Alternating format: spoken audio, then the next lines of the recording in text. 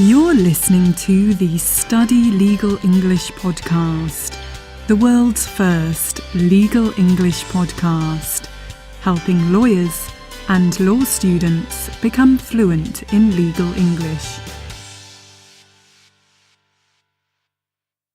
Hello and welcome to episode 37 of the Study Legal English podcast. I am your host, Louise, and today's episode is about Parliamentary Supremacy, the Supremacy of EU Law, and Brexit. This episode is part of the English Legal System Module 2 Sources of Law course, which you can find on the Study Legal English website. In the next episode, we'll be looking at human rights law, so I have a question for you. Do we need human rights law? Why or why not?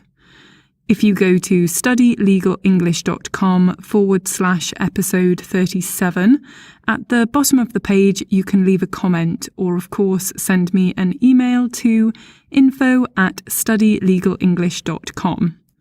So let's get started.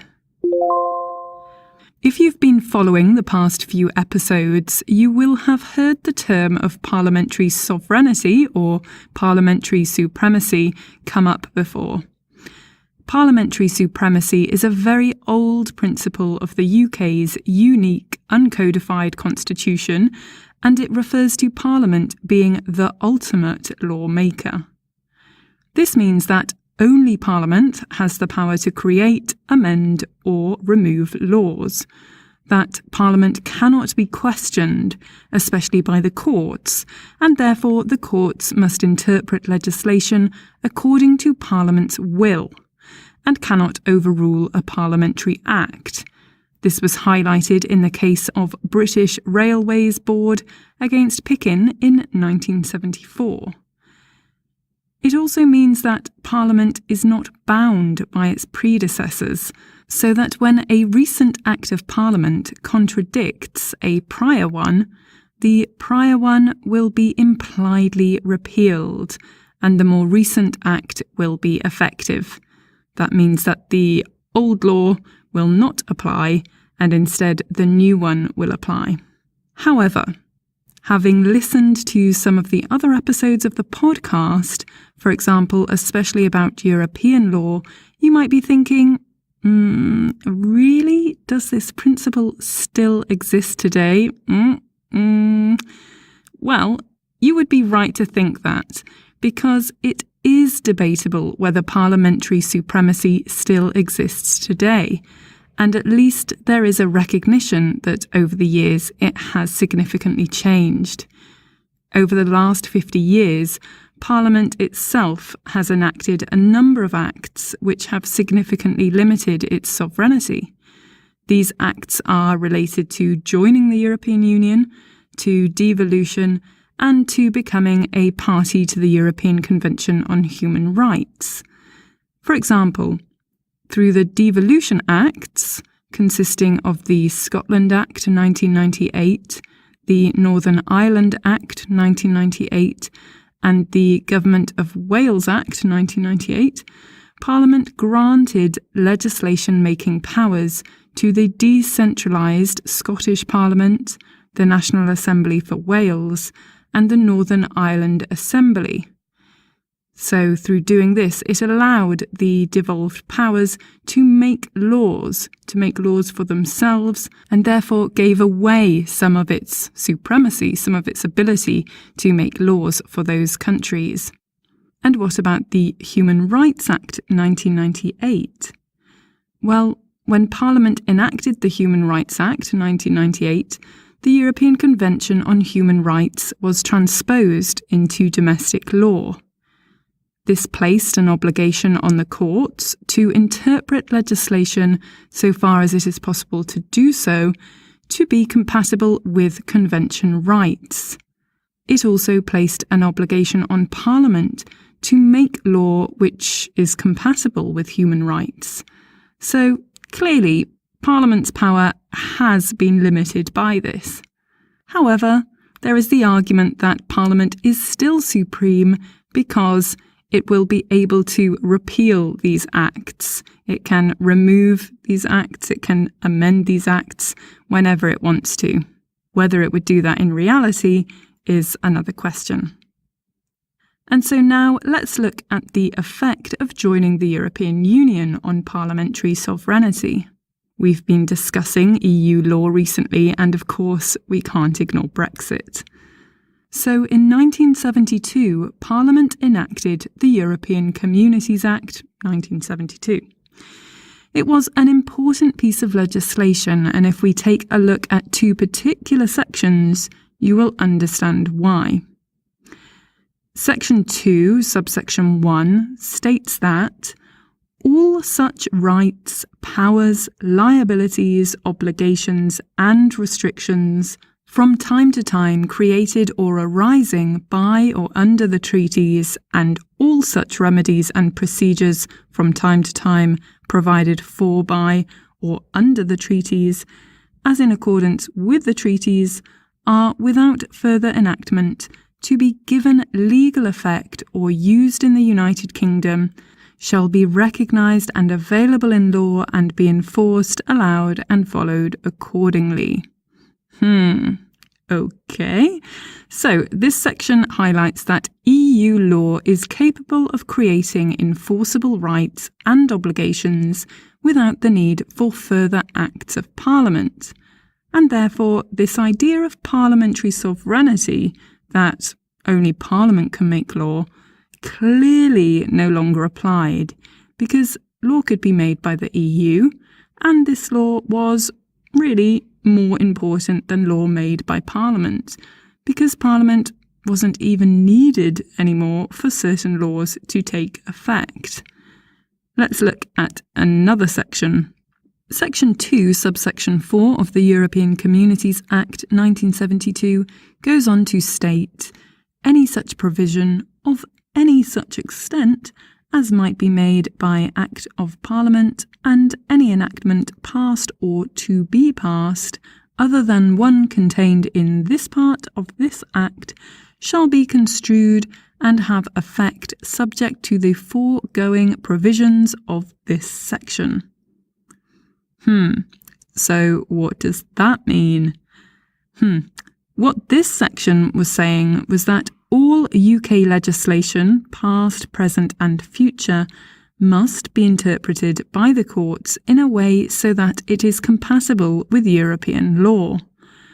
Of course, this had a major impact on judicial interpretation, as the courts couldn't simply interpret legislation in line with Parliament's will anymore, because if Parliament had intended something in law which subsequently became incompatible with EU law, well, this law couldn't apply anymore, and instead the courts had to give effect to EU law.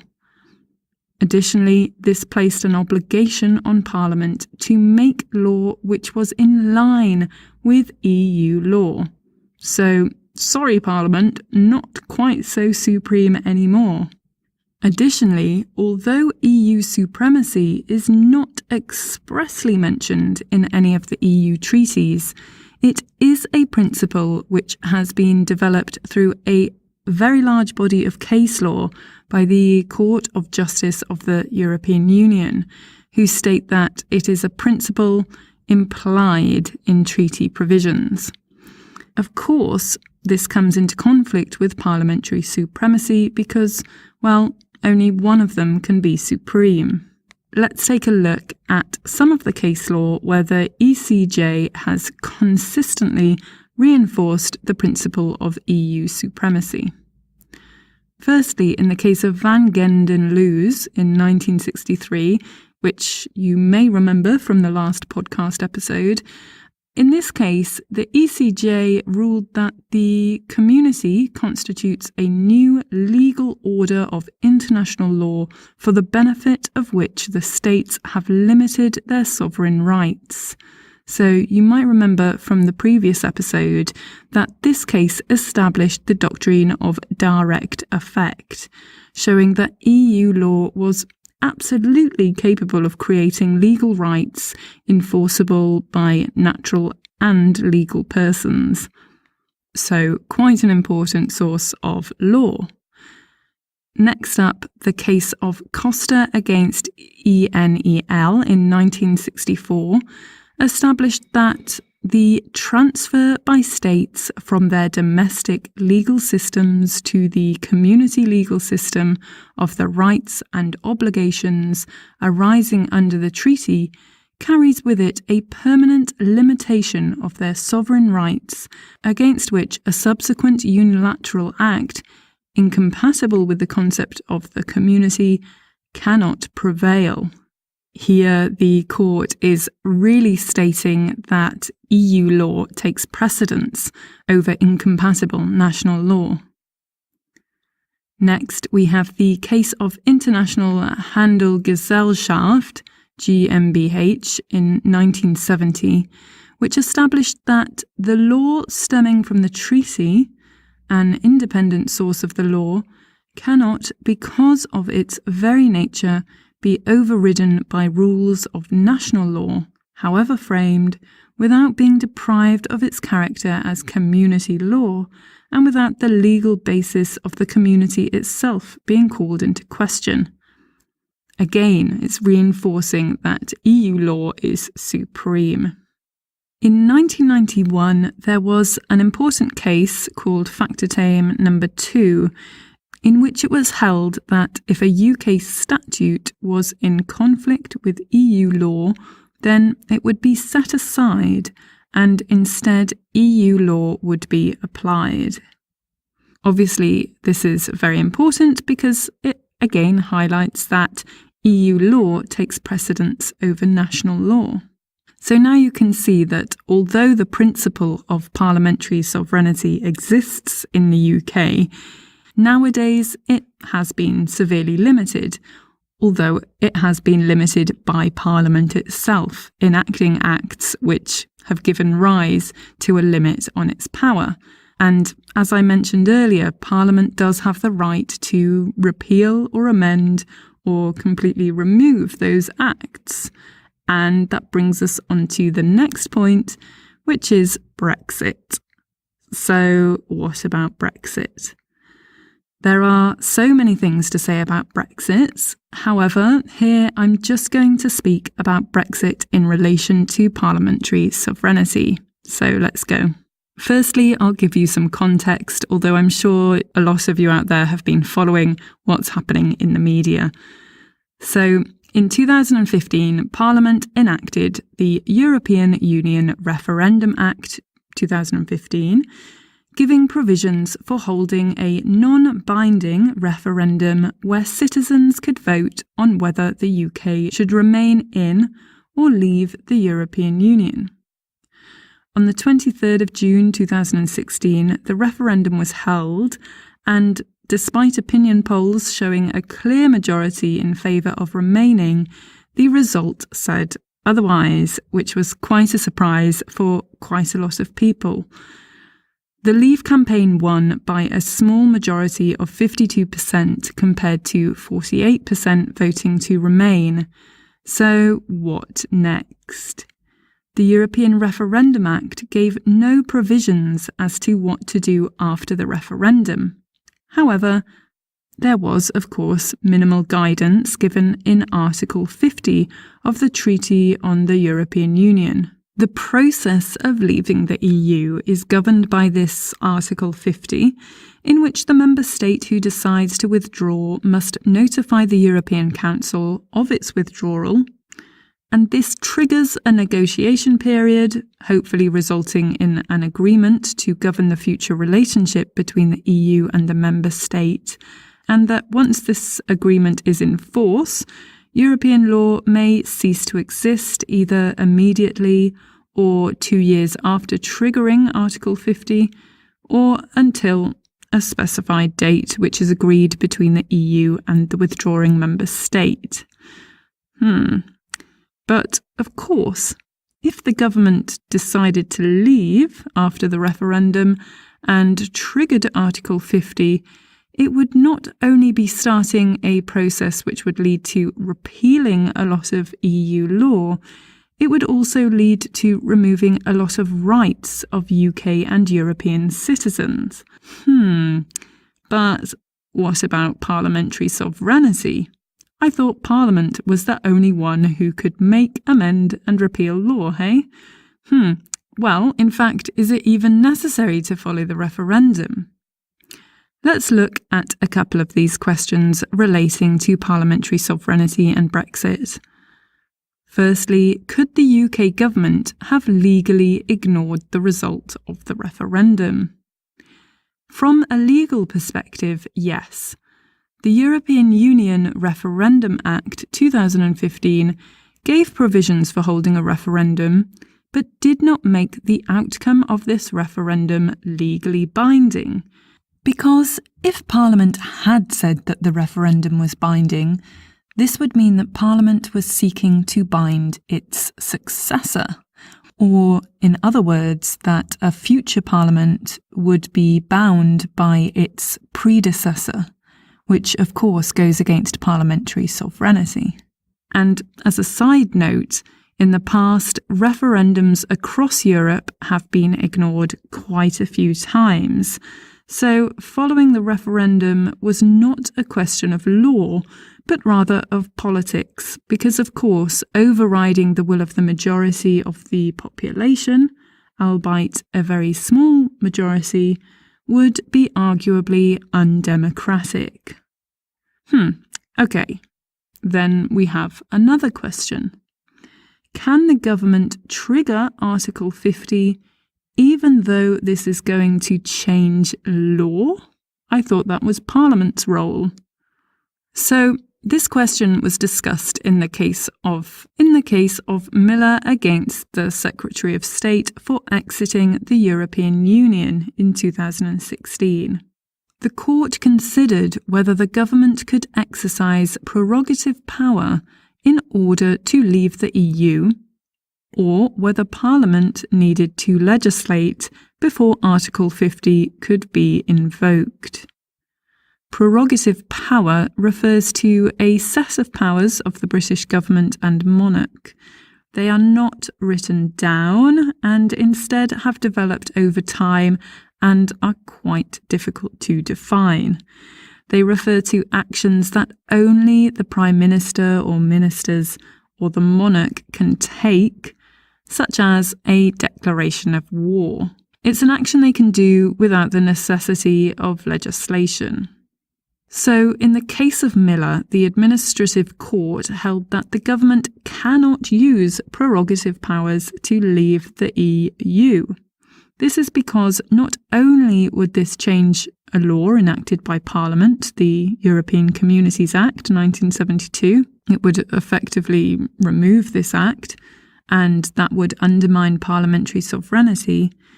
It would also remove existing domestic rights of UK residents, and the scale of the constitutional change was so significant that the court held that it was absolutely necessary for an Act of Parliament to authorise ministers to give notice of the decision to withdraw from the EU in accordance with Article 50.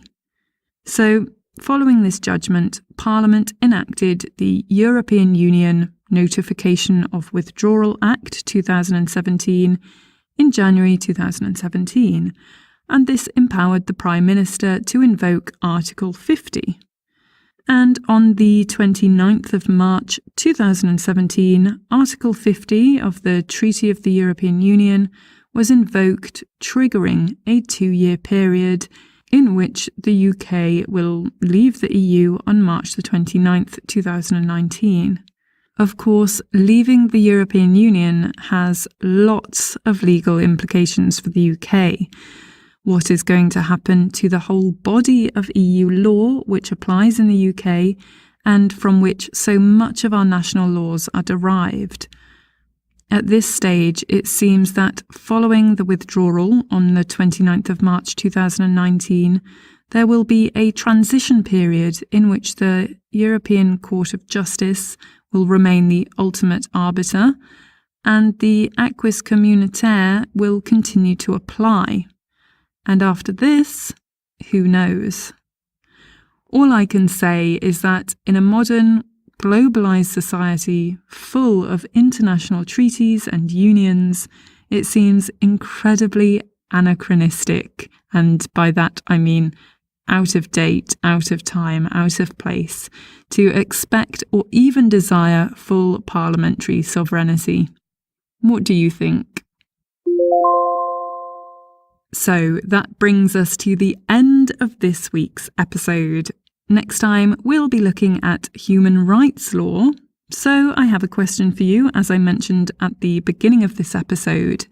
Do we need human rights law? Why or why not?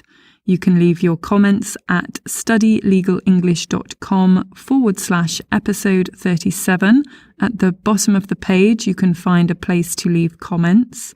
You can even leave me an audio comment and practice your legal English. I'd love to hear from you guys. Of course, you can also just send me an email to info@studylegalenglish.com. So, this week's episode contained a lot of legal English vocabulary. There were quite a lot of complicated words, loads of collocations, all of which you can find if you're a Podcast Pro member on the episode page. So, if you want to get ahead with your legal English, consider becoming a Podcast Pro member and you would get access to all of this extra material as well. So thank you for listening and see you next time.